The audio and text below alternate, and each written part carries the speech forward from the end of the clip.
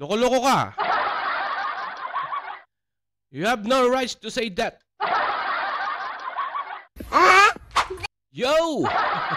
What's up mga tropa? It's your boy Hans TV and viral videos na naman ang ating papanoorin at ito ay tungkol sa isang teacher na Gina G. So panoorin natin ito mga tropa, huwag natin patagalin. Let's go!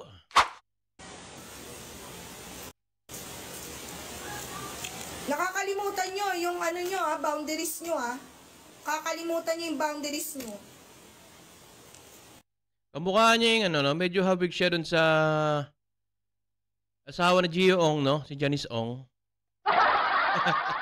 No, parang kamukha, no? Una sa lahat, hindi nyo kami binabayaran dito para magtau-tauhan at gawin yung robot at gawin yung katatawanan sa harapan. Pangalawa, hindi ako nag-board exam para lang hindi irespeto ng mga katulad nyo. Wala pa namang nararating sa buhay. Galit na galit siya, no? Parang kakain ng mga estudyante. Well, hindi nga raw sila sinasahuran ng mga estudyante. Pero ano yan, ang mga magulang niyan ay mga nagkatrabaho. Sabihin na natin may trabaho yung mga magulang nila at binabawasan ng tax yung mga magulang nila, which is, alam naman natin, ang tax ay napupunta sa mga pampublikong establishmento at mga trabahador. Tama ba ako? Ang kakapal ng mga mukha nyo! Oy, hindi ako Di nyo nga kaya buhayin yung mga sarili nyo? Di kayo marunong rumispeto? Yun naman pala. So si ma'am pala hindi parang nababasto siya sa mga estudyante. Pwede naman natural lang magalit ang ganyang teacher kasi sino ba namang matutuwa kapag binabastos ka ng mga estudyante mo? 'Di ba? Nalalabas talaga tuloy na yan, parang dragon na tutulog na ginising nyo. Magagalit yan. O, diba? Nilisik yung mata, oh. Oh. Mag-board exam din kayo para malaman nyo kung hanggang saan kayo. Baka hindi pa nga kayo pumasa eh. Grabe. Sa ugali nyong ganyan.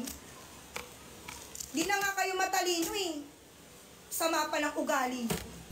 Hoy! Loko-loko ka.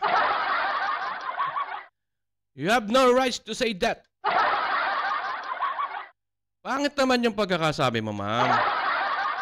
Parang masyado man naman dinadown yung mga estudyante mo para sinasabi mong lahat ng pupil mo mga obob.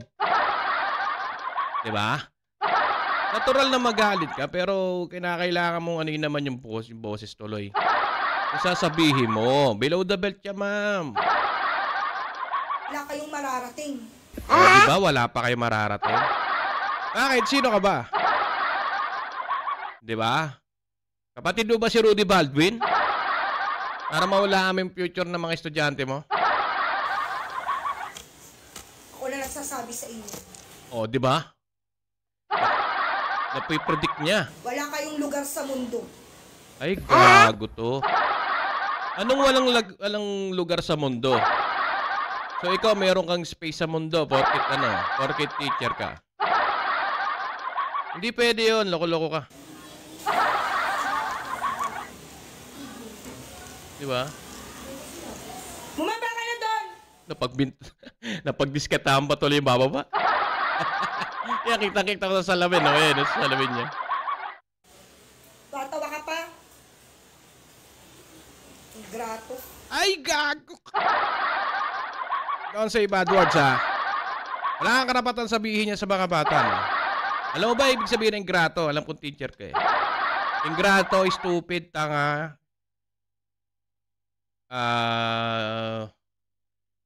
Basta lahat ng pinakamasakit na sinasabi sa tao, yun. You don't have the rights to say that. Di pwede yun, ma'am. Wrong move ka dyan. Galing squatter.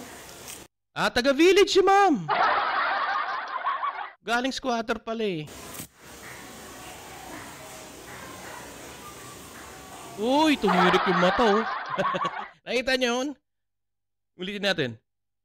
Ayun oh. Nang mararating sa buhay. Loko-loko, putik na.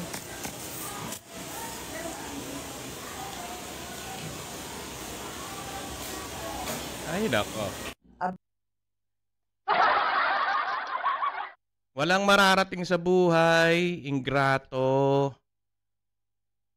bastos, ano pa ba pinagsasabi niya? Yung walang respeto, ano yan, matatanggap ng tao. Pero yung sasabihan mo yung bata ng ingrato, tapos sasabihan mo ng walang mararating, walang lugar sa mundo, hindi naman po pwede yun. Diba? So, ibig sabihin, masyado mong dinadowngrade yung mga pupil mo. Normal lang na magalit ang mga teacher.